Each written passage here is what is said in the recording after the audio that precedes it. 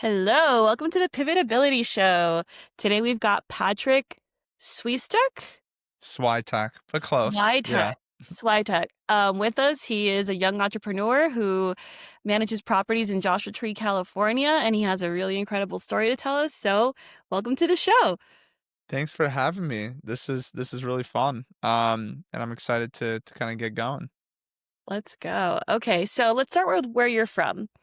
hmm Yeah, so my background, I'm from Chicago, was born and raised. It was pretty much a middle class upbringing. I didn't come from any money or anything crazy like that. So, from a young age, I got really inspired by creating entrepreneurial things. When kids were really excited about snow in the sense that, oh my God, I can build a snowman. I got excited because of snow because I can make some money shoveling driveways, and that was what was exciting to me. And from there, it really kind of spiraled. 14, I started my first company, like official company, having like game servers for people.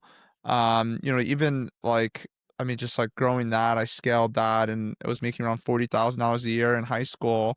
And I Game sold it servers? at sorry? Game servers? Game servers, like, like computer games, like you need to have to be able to play on a server with other people. Sometimes you have to host those servers somewhere. And so I provided that server space for people. How did you get into that? Because I was playing Minecraft at the time. I was a big nerd. And I was one of those people that really didn't talk to anybody at school. I really just like looked down on the floor and was just trying to get out of the class. I didn't want to make eye contact with somebody and potentially risk having to have a A conversation with them. conversation. Don't talk. Full conversation, but it's true. I was more of a shy kid in the sense that, it took me I cared a lot about what other people thought. And so I was an extrovert, which is really weird because I was extrovert. I was always extrovert, I believe, but I was scared of being in that position of having to be out there and scared of what people were going to say about me. And Okay. so I What avoided that and I what played year were video you games. born? Sorry. Sorry, what year were you born? 1996. 96. Okay, so your childhood was video games and, like, were you into, like, watching TV much or, like Not did you really. not really go outside to play either? Like, that wasn't your thing? I did go outside and play. I had like one or two, like I had close friends. I just had like one or two or three close friends, and I just hung out with those people. Okay. But I loved going online and just playing video games because that's where I socialize with people. You could Okay. be anybody you wanted to be online.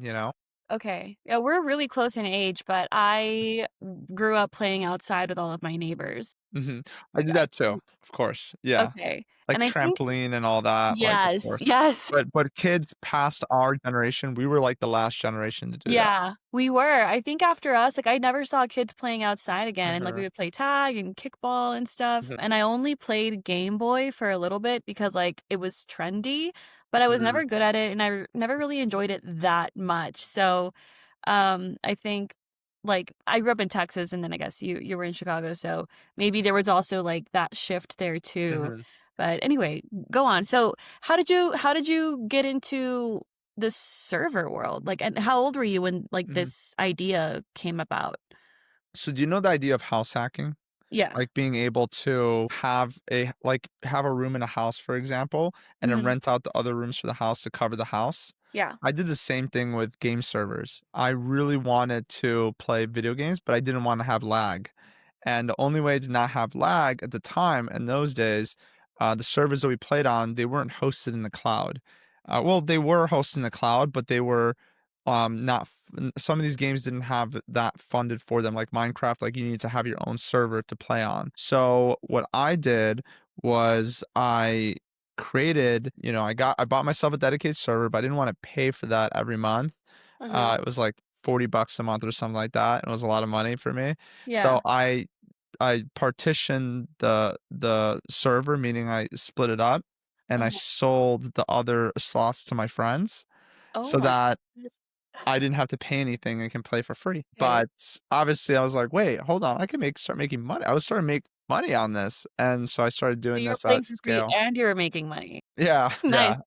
So this $40 like grand payment, is it something Mm. that you're covering with your snow shoveling funds, or Yeah. like were your parents just really nice and been like, "Hey, yeah, No. like, well, no." Okay. I covered it with, like, previous business stuff that I did, even lemonade stands or shoveling or, I don't know, all the things I used to do, like, yeah, I just covered it with that and then used that money to invest in this $40 investment, which at the time was a lot, to a 14-year-old kid. Yeah, it Um, is. but, I did it and I got it covered the first month and made money. So I made like, I don't remember what I made, but let's say I made like $60 the first month. I was like, wait a minute. I could make money by also playing. Like, this is awesome. And so I just scaled. I just like got bigger servers that cost thousands of dollars a month and sold a lot more of them. So, Was there any risk involved? Like, were you tied down to some sort of contract or anything? Or you sort of, there is always risk because you have like reoccurring costs, okay. with the servers. But, at the end of the day, for me, what was more important is I could, you know, basically have a business this way, and I made a lot of money for my age. I Yeah. was making as much as drug dealers were making in my school, which is crazy. But I didn't spend any of the money, so instead of flashy cars, I just paid off my college and that kind of thing. I love that. But yeah. Okay. So, you were saying that you paid off your college. What did you do for college? Mm. Yeah, I think really where the next step was, okay, I play all these video games. I created a business. I thought creating a business would mean I'd get into any college, but no college wanted me. And so I realized it was not because I was an entrepreneur. I thought I had to go down this other path to be successful, which means the path of life, which is entrepreneurship is actually not being rewarded for me. And they're saying that that's not cool. Like that's not what gets you into the big schools, which to me by society standards means you've made it. So I had to go to community college and, while my friend group was going to Wash U, like I had a friend go to Yale, like I had to go to community college. So it was really awkward getting in those conversations to my senior year where everyone else was like, "Well, I'm going to all these schools." So Yeah. I was just like, "Well, that's what success is then I'm doing it wrong." Mhm, And like I just didn't understand. So I just decided to go to community college. I was like, mhm. "I'm gonna do this thing." I got a straight 4.0. I transferred into University of Illinois Urbana-Champaign, top 10 business school. Got a 4.0. Well, I had a 3.98 there. Okay. Um, and I graduated high honors, like top of the class, and I was like, okay, got myself a nice job. Moved to Los Angeles for my job. Working for Avance, and I just completely pivoted. You see, Yeah. pivoted my whole where I wanted to go, but then I realized that's not where I wanted to be. Um, I Well, I just I realized, like, I had to work late hours. I loved the idea. I worked for a, short-term rental management company. is that It Avance? Exactly, Avanti is, like, a really Okay. big short-term rental management company, so I learned about short-term rentals, and I loved short-term rentals, but I didn't love the idea of what that meant, which is, "Hey, I have to work for the boss." I had to clock in, I had to work Christmas Eve. I think that was my breaking point, Yeah.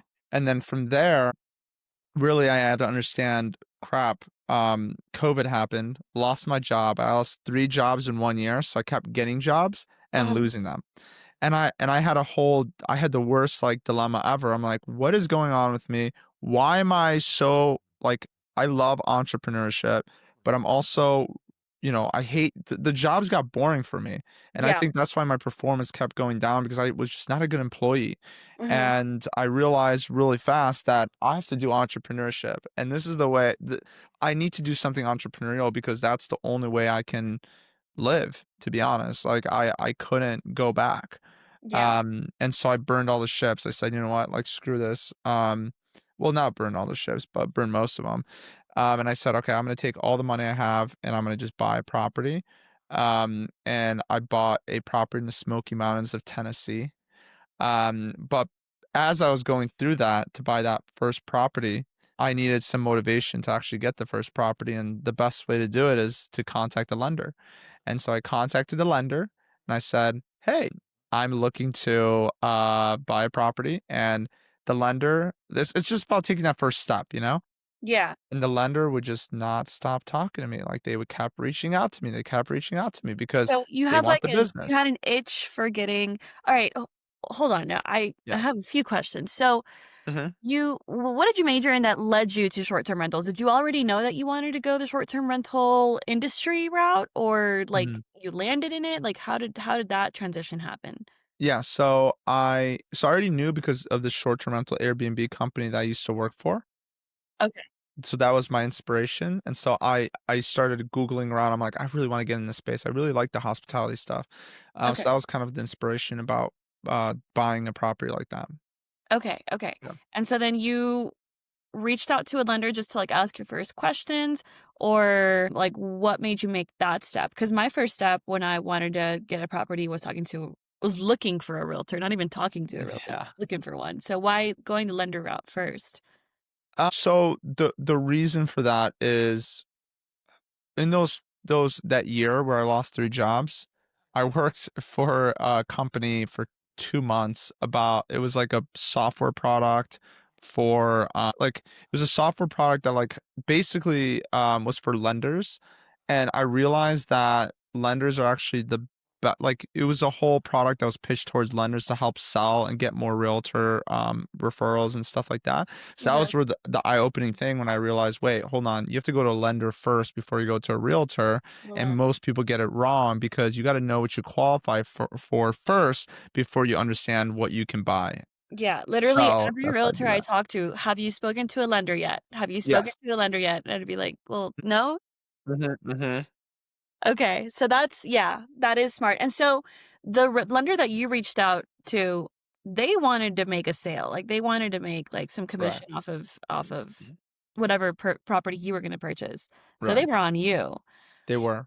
And Okay. they had a realtor in mind, they reached out to a realtor, they said, "You work with this person," and eventually I got into Avery Carl, like, that's Mhm. the person that, I reached out to and, worked with the lender and eventually just got qualified and did all the things and boom, I was, like, ready to go.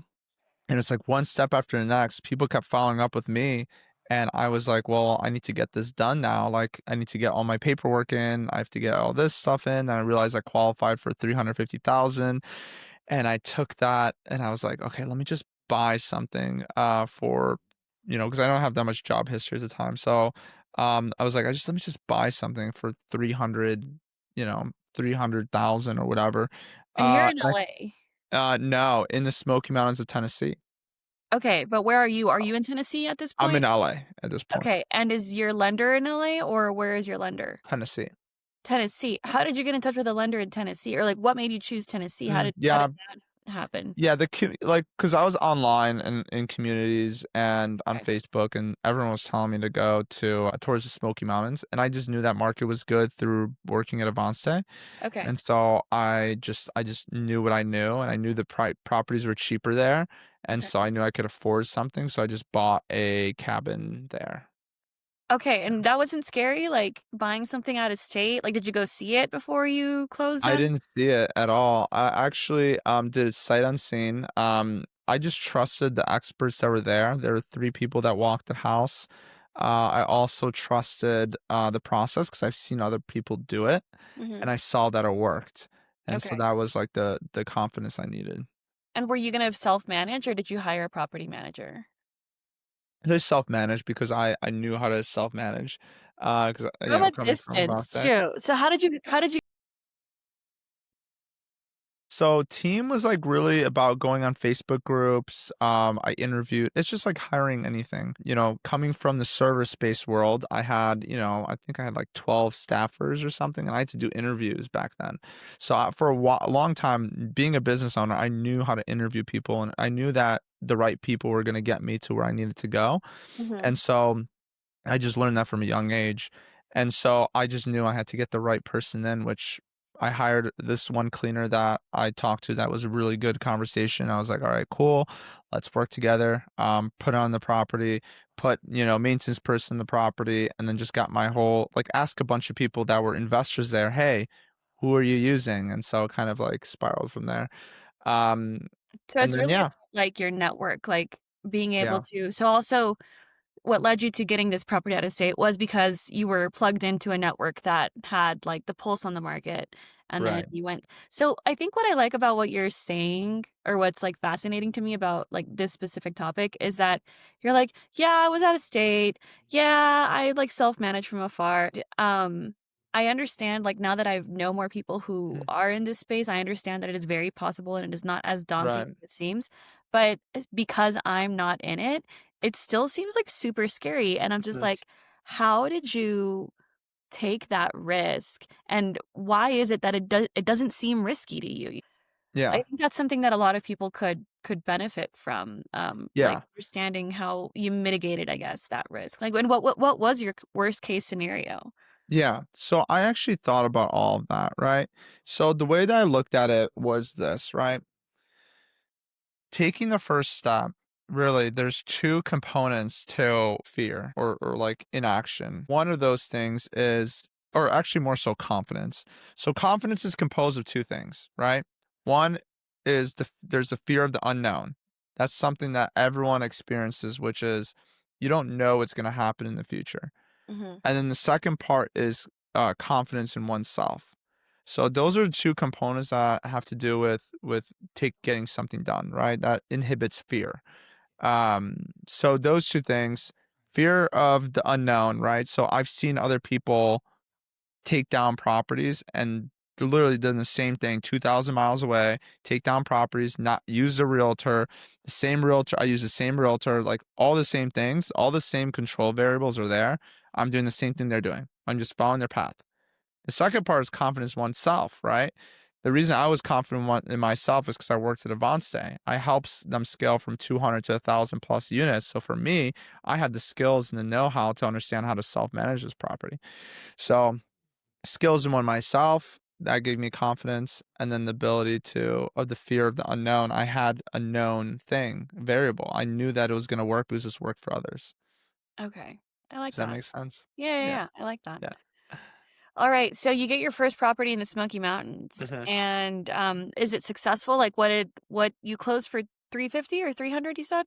So I closed for 300 I think it was 309 or Okay, 308, something like that. okay, and Yeah. how much did you put down, if you don't mind me asking? I put down 10%. Okay, So, okay. um yeah.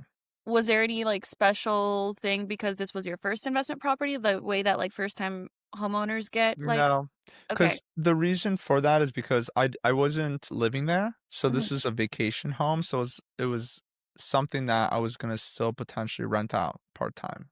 Yeah. okay, okay. Um, and what did the numbers look like? Or at least well, furnishing, how much was that? And then what did your first year's numbers look like, Yeah, so the if you previous remember? owner did 30,000, and I ran Okay, the so it was numbers. already a short-term rental. It was. Okay, So I ran my numbers, and I realized they were underperforming, and I knew I could do better. I just didn't know how much better. So I went in there and I added all the furniture, added not furniture, I added like just small little things to make it a little bit nicer. mhm, And I marketed it way better and I priced it way better. And because of the marketing and pricing, that was everything that I needed to get this to the next level because the booking started rolling in. And I wow. did 60,000 that first year. So I doubled Oh what my the god. previous manager was doing, almost doubled, because I knew what I was doing and I knew how to manage the property. And now what's interesting is I manage over 100 in Joshua Tree, Mhm, and I've seen that time and time again when people come up to me and they're like, "Why would one manager do X amount of money and another manager do more?" And I'm like, "Well, there's more to it than just having a nice home, you yeah, know?" yeah. So What do you think are the most important factors outside of having a nice home? mhm. Marketing and pricing. Those are there's only 3 levers that you can pull to make more money. Okay. One is you have a great property or a great product. Mhm. The property was great. It was just not really marketed correctly. Okay. The second part is you have a great marketing. So it's like, how is the listing look? How are the photos? Are they professional photos? Are they not? Are you on multiple platforms or are you only on one platform? And Mhm. then the third thing is going to be making sure that you have the best pricing in place. Like, they were pricing the same at Christmas as they were pricing at, the middle of the summer. So they were super Mhm. booked, but at the same time at low rates. So for Okay. me, I knew how to drive higher rates and make more money. Wow, okay, and are you Yeah. targeting a specific kind of guest or just whoever can pay it is what works? Like, do you build your business model around your guest or not? I do a little bit. Like, I knew it was a couple's cabin. I Okay. I pitched it as like this cute place for couples to go and to hang out. Like that was the vibe. And Mhm. so that's kind of what was my whole spiel. Yeah, that was my guest avatar. Wow, that's awesome. Yeah. Okay, so you got your first property, and then I like how you said you have, like, over 100 now, so where how do we bridge the gap there? Like, what what happened? Yeah. Well, long story short, I'm gonna just kind of breeze through it real quick. Got my first property, met I wanted to get number two, number three, number four, and number five. Met with Your own properties. Yeah, my own properties. That's what I wanted to get to, but I didn't have enough money. Okay. So I basically said, okay, well, if I can get to um if I can get to pretty much five or whatever, that'd be awesome. I met my business partner. He was flipping houses. I was doing Airbnb. He told me that if I could find the properties, he would help me flip them and then I would do all the work and he'd Mhm. put up the cash. And I said, yes. How did you meet your Um, business partner? sorry? How did you meet your business partner? It was like a mutual it was a mutual friend. It was at a little party, a little Okay. gathering, and Okay. he was there. He showed up, and I talked to him, and I was like, "Well, That's you're great. cool." And then we bought four properties together, and after that, after we got those four properties, interest rates went up. I had to refi into high interest rates. Basically, killed my cash flow a little bit on some of Mhm. these deals. I did okay on some of them. Some of them I did meh, but I learned a lot. And from there, some properties they're all doing well. It's just there's like one or two that are break even. Yeah. But what I learned is how to scale and how to grow. So so that was the opportunity. I was like, well, I need to do something that's like gonna get me cash flow. So what I did was I found a like it just came to me. I was through networking, through the ability of meeting somebody beforehand that 2 years later was like, hey, Patrick, I hear you're trying to go co-hosting. Well, I have somebody that's looking to sell their co-hosting company. And so that's Can when I bought you the co-host company. can you let everyone know what co-hosting is? Co-hosting is basically managing the properties for other people. So when I saw that I was able to double my rates on my cabin, I realized I can do the same thing for other people Mhm. and they would pay me to do that. And so they Okay. would pay me a 25% fee or 20% fee or whatever to be Mhm. able to manage the property. Of the revenue, the Of the revenue. So if it makes 100K, mhm. 100,000, I have 20%, I make 20 grand that year or that year. Okay, wow. Alright. And so you were already managing your 5 properties at this point, Correct. and this person is like, "Hey, I hear you're interested in co-hosting. I know someone who Mhm. has a company like that," or what was it? Yeah, so yeah, that's basically what happens. Like, I'm trying to get into co-hosting, and then she was like, "Well, I don't know anybody looking for co-hosting like help, but I do have somebody looking to sell their co-hosting business." And I was like, "Interesting." So that's when I explored that option. Okay, and what did that option look like? So this person, were they retiring? Like, what was their story? Yeah, they got a kid, so that was a big part of it, and then they had a hotel that they bought as well. So Hmm, they were just looking to get out of the business essentially. okay, and you're like, "This is my opportunity." Yeah, Okay. yeah, exactly. And so how did that deal work? So whenever you guys met, like, there was a purchase price, and then how Yeah. did you get funding and all of that?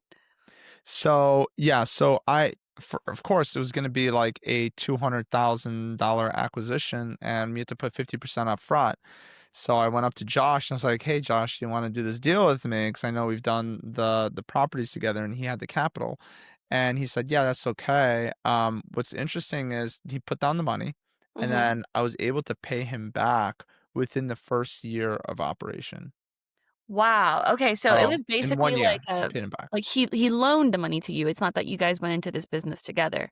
Yeah, he loaned me, well, no, we did the business together, but he put down the money. Okay. So, I found the deal and he put down the money, and then I paid him back in the first year. Did you pay him back the full 100 or just your All of part, it. which is The 50%? full well, yeah, I mean, my part, yeah, that's what I meant. Okay. But Okay. through the company profits, we were able to pay off the full amount of the acquisition.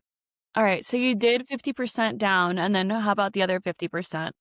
Did you do, like, SBA, or what was the route there? So 50% down, and then 50% depending, the second half depends on how many contracts stay with the company. So if somebody decides to leave, then I'm not gonna pay as much money for that contract, you know what I mean? No. Okay. This is where it gets more advanced. So let's say this. So at the end of the day, what am I buying when I buy a management company? I'm buying contracts. Like these are contracts with the owners saying, Okay, "Hey, you can manage this property." Right? okay. And so but they're 30 days, they're month to month. So like if I put 100 grand down and then everyone decided to leave all at once, I'm not going to pay another 100 grand. Yeah. So if they decide to leave, I pay less money, you know? Okay. So you basically this other 100 was, like, partitioned into all of the contracts, right? Let's say there were 5, so each one was worth 20. Yeah, it was something like that. It was more like, okay, it was doing, let's say it made $100,000 a year, Okay, just for easy math. okay, If it made 80 grand, or it made between 80 grand to 100 grand, then we'd pay you the full 100 grand second half. Right? Because it okay. was $200,000 acquisition. So if it made 60 to 80, we would only pay you 80 grand. If it made 40 to 60, then we would only pay you 60 grand. You see Oh, what I mean? So like depending okay. on how much it made. Yeah, Alright, and this was going to be paid out to the seller correct. At the end in of the year. 1 year. Okay, so they carried this $100,000, Correct. contingency for 1 year. Correct. And what would happen if like, what was the risk associated with that on your end? Well, the risk was that I'm buying these contracts. If they all decided to leave at once, I would get no cash flow. I would still have to pay the 100 grand. Okay. So it was risky on that front. For they Some of them did leave. We ended up paying 160,000, but the brand that I had allowed me to get way more clients. So Mhm. because I had the brand, I didn't have to start over with a new website, with a new branding, with new relationships. I inherited all of that. I inherited all the employees. I inherited all the relationships. I was able to get everything I needed to be able to continue to, fund the business essentially. Did the seller help out with that transition at all, or was it just like, "Here are the keys, go ahead and drive"? Pretty much like here are the keys. We Okay. did like a month of like looking over what they were doing and some trainings a Mhm, little bit. mhm. But it was more I mean, they were there for us, like, if we had questions, but we were kinda on our own, in a bit. So, in my 3rd okay, so I bought a 2nd company and then a 3rd company within like, after 1 year, I was able to buy those in the meantime too. So All from this one, so, like, that, like, really helped you accelerate, and then you were able to buy 2 more on I top of bought that. 2 more companies because I was like, "Well, let me just scale through buying these companies is way faster." And Mhm. so I did my 3rd acquisition was amazing because the owners stayed on for a full month, they trained us, they sat down with us, like, all that kinda stuff. So it really depended on the businesses I was buying, you know? Okay. Yeah. And, I guess with the ones where they were uninvolved, how did Mm. that go as far as, the team, the transition with the Mhm. team? Because people, I think, are probably the most complex part of any business. Yeah, so, I mean, when we bought the 3rd business, I think is the best example because they had a full team in place. They were in the market since 2016. Okay. And what year was People this? sorry? And what year was the purchase? 2023. Wait, hold on, 2024? No, no, no, March 2024.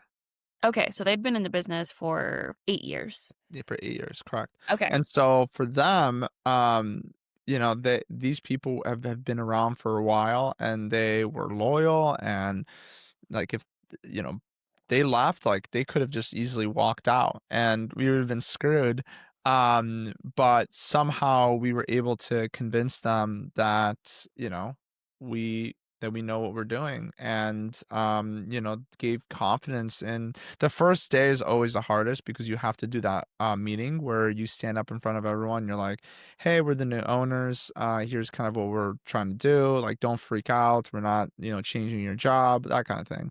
So it was a lot of that. Um, and so, yeah, I think that conversation is always a tough one. Yeah. How big was that team?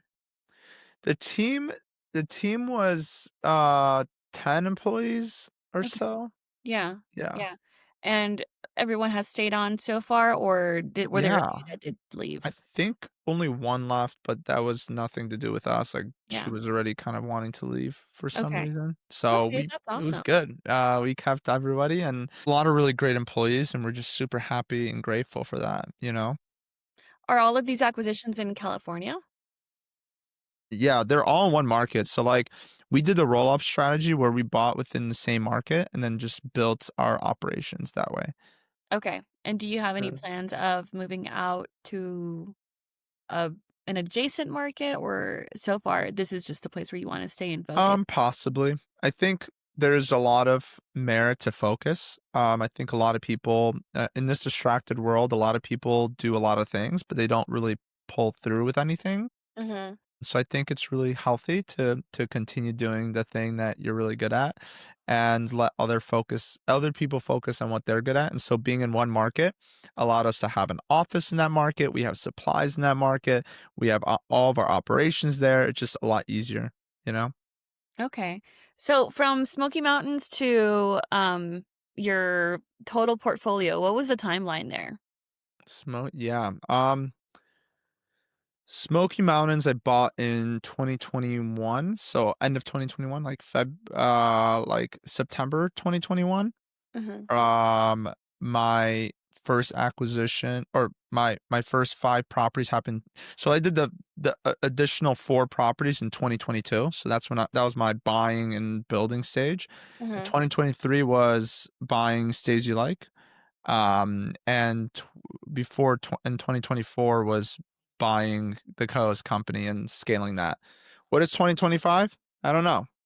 We've been growing and we've been scaling. We're at 100 right now.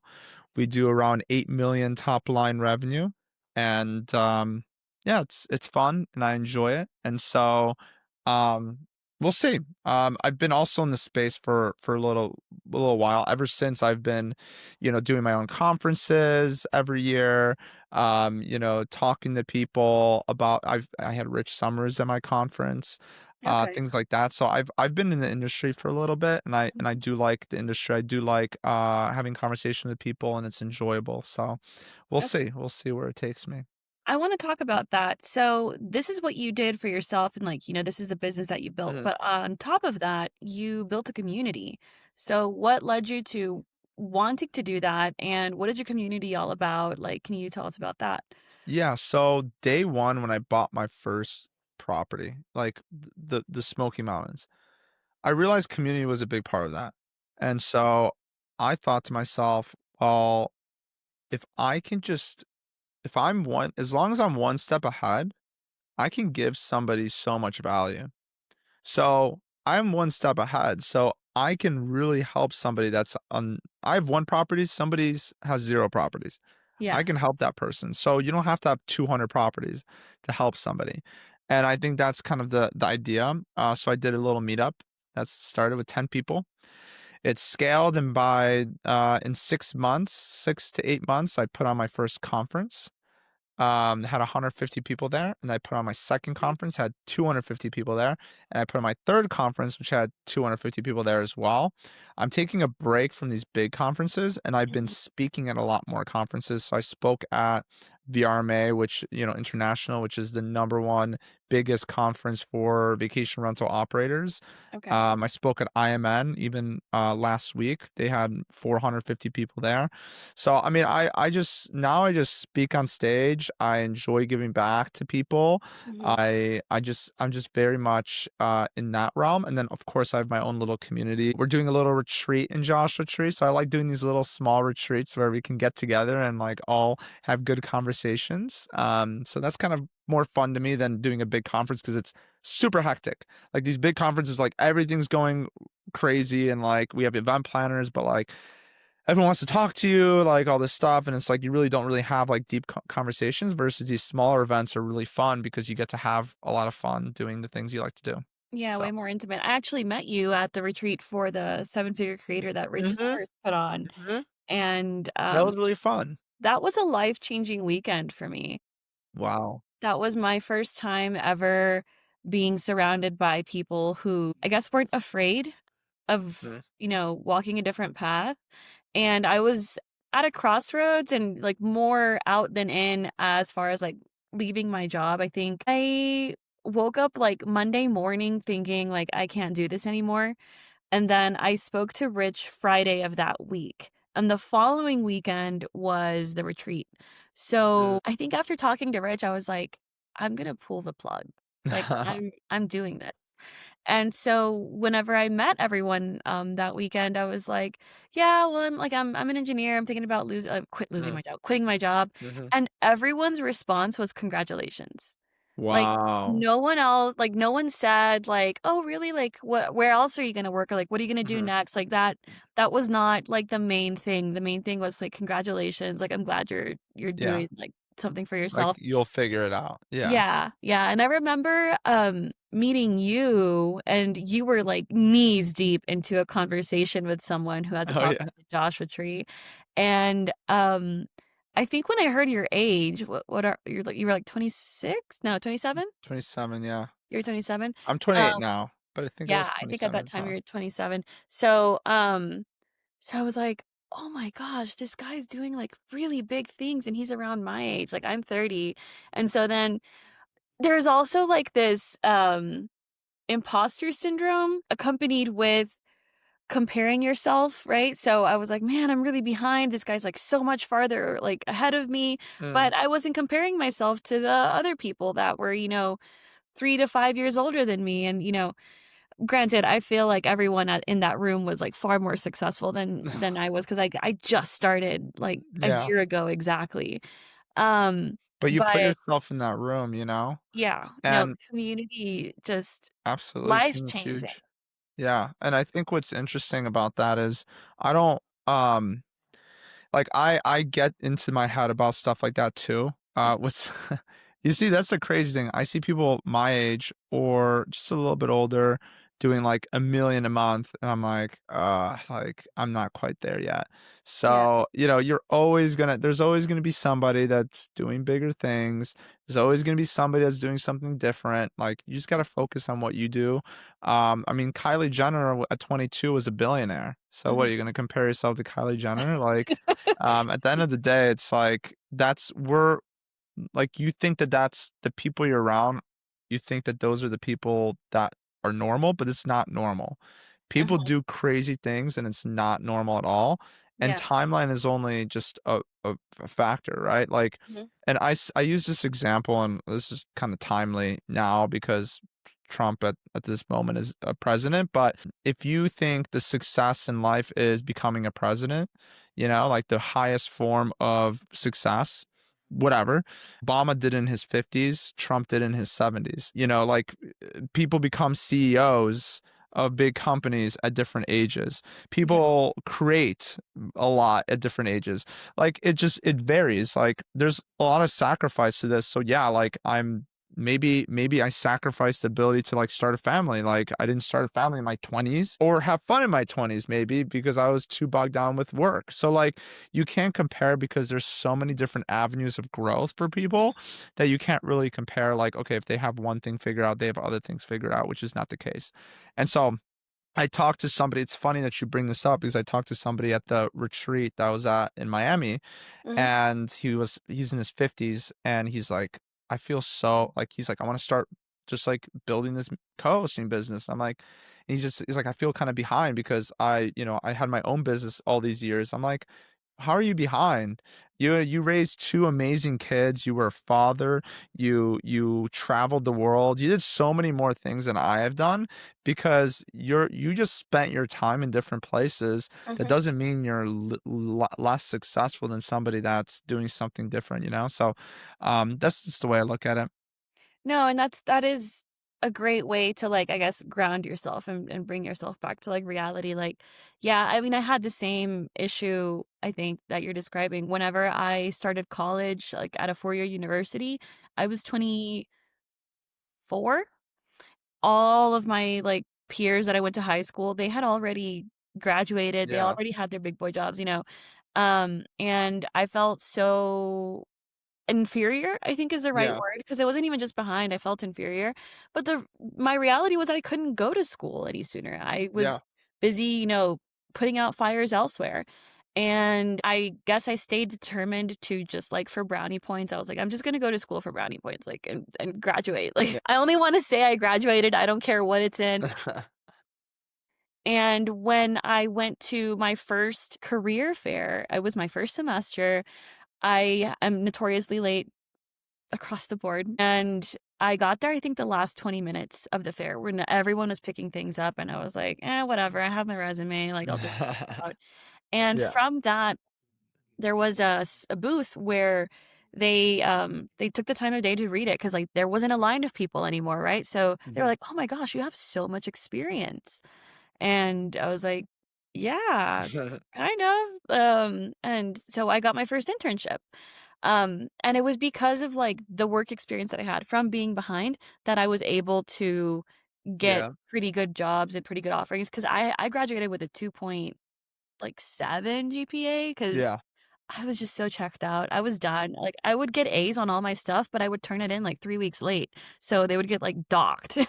yeah, there you go. Um, but yeah, so, like, everyone's timeline is different, and, I think something else that, as I mentioned earlier, I'm trying to every time that that thought creeps in of, like, I'm behind because 'cause I'm comparing myself to someone who's younger, you're like, you're 1, don't compare yourself, but 2, if you're Yeah, going to, like, be fair. Compare yourself to, like, younger and older, and yeah, then, like, things become absolutely. a little more balanced. Yep. That the average person, doesn't I mean, we are in very high level circles. Like the average person is not in these kind of circles and it's just a completely different ball game, right? Like the average person doesn't make $1 million a month. You know, like that's I just mean, I don't not either. sustainable. Huh? I said, "Yeah, I mean, I don't either."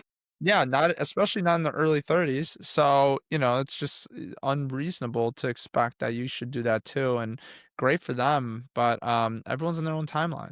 We're Yeah, all just kind of building our stuff and it takes time. So, that's just the way I look at it.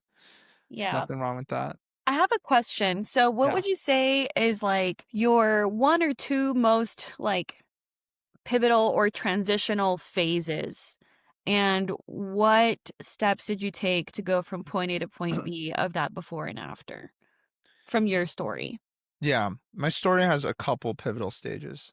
The first pivotal stage was I like to call it the fuck the job, go entrepreneurial stage, which was, hey, I was a W-2 worker and I was like, well, I need to get into entrepreneurship because that's really where it's at. Mhm.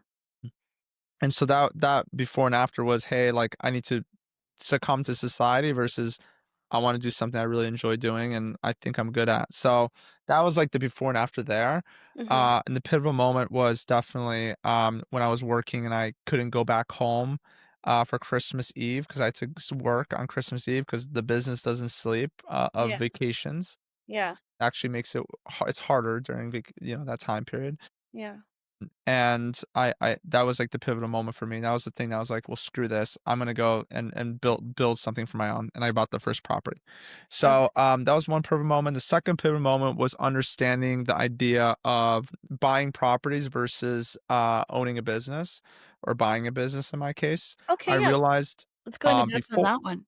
yeah, so before I w had s it was more slow money, right? It was Mhm. you buy these properties, you spend, like, I mean, obviously, I spent, let's say the property, I had $175,000 worth of equity sitting in that property that was Mhm. making me $1,000 a month. Mm. So that same 175,000 could buy me a business that makes me $1,000 per contract, and I have 15 contracts. I Ooh. make 15K a month. So you see how business you can make money way faster. And so Yeah. a pivotal moment was when I, found the first co-hosting business and I bought it and I realized this is where I have to go. I have to spend my time more on business so that I can scale and grow. Wow, okay. Alright, so, thanks for sharing your story. If people need to get in touch with you, I think you talk about your Instagram and your podcast so that they can hear more from you? Yeah, absolutely. If you wanna reach out to me, I have the Patryk Real Estate Show is a great podcast to listen to about building a co-hosting business if you're interested in that. And then, you can reach out to me on Instagram, Patryk, Patryk_SWI. So, you can find me on there. I'd be love Awesome. to connect with you. I'm happy to answer any questions, like, don't be shy. Send me a DM. Okay, perfect. Well, thank you so much, Patrick. I appreciate your time, and we'll talk to you soon. Alright, bye. Bye-bye.